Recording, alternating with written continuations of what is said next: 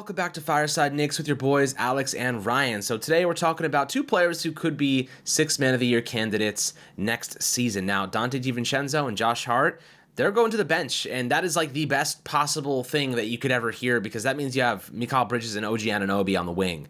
Now, don't get it wrong. Dante and Josh are going to get a lot of minutes. DiVincenzo set the Knicks franchise record last season for three-pointers made. Josh Hart is the Energizer Bunny of this team, rebounding out of his mind, just doing all the dirty work for this Knicks club. And of course, there will be some injuries every now and then, so they'll get plenty of opportunities to fulfill, those contracts and obviously step into those roles and be prominent pieces. But those two guys were starting last season, and they were excellent. The Knicks were a good team when everyone was healthy and clicking.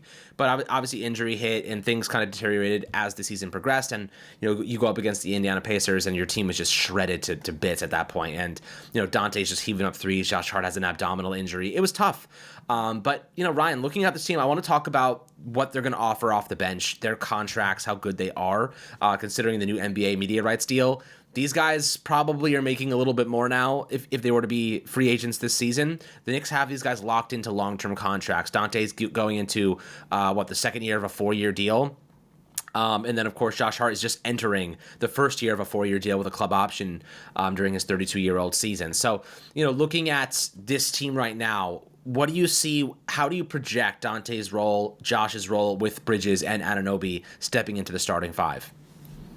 Yeah, I mean, Josh Hart and Dante DiVincenzo, again, both of them key, like the second and third, or second and fourth, depending on how you value Anunoby's postseason run. Like, they were just two of the most impactful players on that team in the postseason. DiVincenzo, obviously, with some huge shots, I think in the game too, his ability to consistently be a threat on the perimeter, his quick release, the fact that he has zero fear. He does not hesitate, he doesn't think, he just shoots. The guy gets the rock, he gets a good look, and he's going to shoot. For Josh Hart, I mean, he's a tenacious rebounder. He has an excellent motor. If you want to talk about a guy who has he has some of the weirdest distribution of skills I've ever seen. Like, the guy has superstar finishing abilities. When the guy breaks away and gets it's a transition basket. When he gets transition opportunities, he's automatic, right? The guy can fly to the coast to coast, attack the rim. His 3-point shot started falling in the postseason. Not sure how reliable it'll be this year because it was pretty reliable when he came over here in 23. So we'll see. But Alex, these two players are truly remarkable. These two guys are going to be excellent parts of this team, and having them as depth, having them as bench pieces, having them come off of the bench for this group, they're going to be awesome. Like, this team's going to have support and coverage when guys go down. Let's say Julius Randle and OG Anunoby were to miss a game, right? You have Josh Hart and Dante DiVincenzo to roll off the bench. Your team is still ridiculously good. Like, your team is still... A lineup of Jalen Brunson, Dante DiVincenzo, Mikal Bridges, Josh Hart, and Mitchell Robinson, I'll take that over any lineup except for Boston's in the East. Like, it's that good. It's really that good. They're two excellent pieces, and I'm going to focus a little bit on Dante DiVincenzo here on this particular segment because, as you mentioned, set the record for 3-pointers made. He is one of the best floor spacers in the NBA. He was originally brought over here to be a bench piece. He took off after becoming more of a more focal point of the offense when Julius Randle went down. I think with this bench unit, he is going to be able to be the number one scoring option. He's going to be that top scoring option for that bench unit. Perhaps you have situations where you need a big shot late in games, and Thibodeau could get creative and use him in the closing lineup if they need to. If you need rebounds, you could go to Josh Hart. The Knicks can do a lot of different things depending on their matchup and depending on their opponent, and everyone's so bought in, and you talked about this in our last episode, buy-in. Like, everyone's so bought in, the chemistry is so great. There is no ego on this team. There's no, Josh Hart would never sit because he could star and he wants points. Nah, that's not how this team rolls. That's not how he rolls. Dante DiVincenzo's not going to throw a fit about being on the bench. Dante DiVincenzo understands what it takes to win. Jalen Brunson, he took that huge pay cut, basically. I know that he got maxed out, but he could have gotten maxed out next year for more money. And he did that so that the Knicks could go out and get better players and go out and support their depth and pay guys currently on the roster. Randle has shown the ability to take a backseat, right? Like, he's fine scoring 20 a game if they win. This team, they're so bought into the process. They're so bought into what Tom Thibodeau does. They're so bought into what Leon Rose has in place. They're so bought into, just understanding that they play their role and they will win NBA games. And if they win NBA games and they can stay on a roll, they could win an NBA Finals and they could bring a title to a city that hasn't had an NBA championship in 50 years.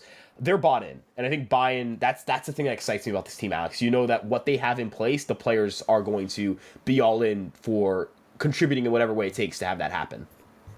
Yeah, I mean, look, the Knicks are absolutely bought in. You can just tell by the sacrifices they've made and how excited they are to be playing with some of their, former teammates. Obviously, Bridges coming here, having that chemistry with Josh Hart and Devo. Look, Devo last year, 15.5 points per game. He started 63 of 81 games, averaged 29.1 minutes. I think we probably see him hover around the 24-minute mark next season just because of the less opportunities. Even if he's averaging 10 field goal attempts per game, and maintaining his hit rates, he's going to be extremely productive. You know what I mean? Like, he's not known for his defense, but he can steal the ball. He's a little smaller, obviously, but this dude is a true and tried scorer. He's an electric scorer. That's what Devo has always been. And now he's finally feeling good, feeling that confidence. Obviously, the guy excels playing at MSG. You are going to have a lot of situations where Devo comes in off the bench against other teams' rotation pieces and cooks them, right? Like, this is a guy who, against starters, he plays really well. He put up a lot of great moments and great performances against starting level players. He is going to be unstoppable against these other bench pieces. And then you look at Josh Hart rebounding. You want him in the starting five. It sucks because, like, Josh Hart's one of those guys that does all the dirty work for you, and you want him playing as much as possible. And look, they're going to want to give OG Anunoby plenty of time to make sure they don't over work him. The fatigue is managed. But these two guys they're going to be competing. It's kind of like a Judge Soto situation, like competing for the MVP this year. It's like a Josh Hart, Dante DiVincenzo competing for the Sixth Man of the Year award. And I do think these two guys have the capacity to do it. Now, I know people will always look to the scoring. Oh, like Sixth Man of the Year award, look how many points he averaged off the bench. The thing is that Josh Hart averages more rebounds sometimes than guys that score a lot of points, right? This guy has, last year, 8-point-something rebounds per game, 8.3 rebounds per game, set a career high. This dude is just all over the place. 4.1 assists as well, 9.4 points. Look, if he ran these numbers exactly back, I don't see why. And if he started 42 of 81 games, so he didn't qualify, obviously. But I don't see why a guy like this is not qualifying for a Sixth Man of the Year award. At the very least, he's up there in the top 5 voting. Same with Dante DiVincenzo. Like, I'll ask you this though: like, what is more valuable? Like, the ability to come off the bench and score at a very high rate, or the ability to come in and get some assists and just rebound relentlessly and lead that team via energy? The thing about Josh Hart is there's some things that he does that does not show up on the stat sheet. Does that play a big part in valuing him as a potential Sixth Man of the Year candidate next year? I know that Sixth Man of the Year typically, like, points per game gets overvalued. So, like, if you ask me, like, voting wise, like, what do I think, who I think has a better chance? I do think it's Dante DiVincenzo because he'll have the pretty field goal percentage. He'll have the pretty points per game. I'm not calling Dante DiVincenzo, like, not good. I'm just saying, like, based on what voters value.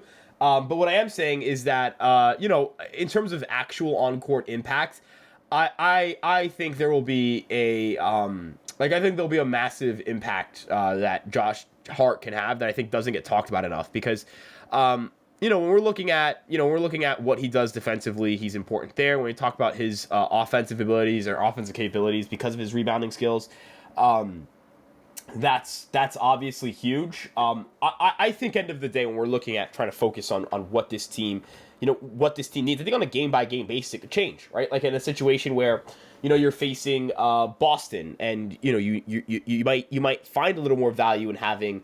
I don't even know what you like. Maybe there's a situation where Dante DiVincenzo is more valuable there. Maybe against a team like the Bucks, where like their perimeter defense, you could really expose them. Having Dante DiVincenzo on the court could really help because if Dante DiVincenzo's on the court, you could have him fucking torch that team. If you're playing the Kings, you need to keep with their high, fast-paced offense. Maybe you go with a guy like DiVincenzo. Maybe you'd argue because of the transition looks, you could go with a guy like Josh Hart in certain looks for the Pacers. It's difficult to argue that one player or the other is clearly better. I think they're better at different things. And as you mentioned, Josh Hart is a great rebounder. And rebounding generates offense. You generate more possessions. Free possessions and taking away possessions from your opponent's important. You could argue, you can kind of weigh that against overall efficiency. And then kind of like settling my point here at this and giving you more of a definitive answer. I think Dante DiVincenzo has a better chance of winning the award, but I think Josh Hart, like the impact he can have on the court is incredible. And in the postseason, we've seen Josh Hart 2 years in a row now guy's a big shot machine. Like when you need Josh Hart's there, like a good neighbor, right? Like a good neighbor, Josh Hart is there, that kind of thing. I think the value you get from both those players, also their contracts, like dude, $18 million for Josh Hart, like $10 million for Dante DiVincenzo. They can combine $28 million. I mean, think of the players making $28 million who suck, like who aren't good. Like, do you think Kyle Kuzma's like a championship caliber like role player? Because maybe he was with the Lakers, but I don't think he's that anymore. Like there are players who make more money than those two combined who aren't as good as either of them, and that's a really good reflection of the Knicks. And again, their bench finally it's going to be deep this year, which it wasn't last year. Yeah, absolutely. I mean, the depth they have now is it's unparalleled. Like the two difference, like night and day, comparing the depth on this team compared to what it was last year. So I'm excited to see what these guys can do. Look, Dante, Josh, having them off the bench, it's an embarrassment of riches. It's a luxury. So excited to see what they can do this upcoming season. Always happy to hear your thoughts down below in the YouTube comment section. Make sure to like and subscribe as always. And we'll catch you guys on the next Fireside Knicks episode.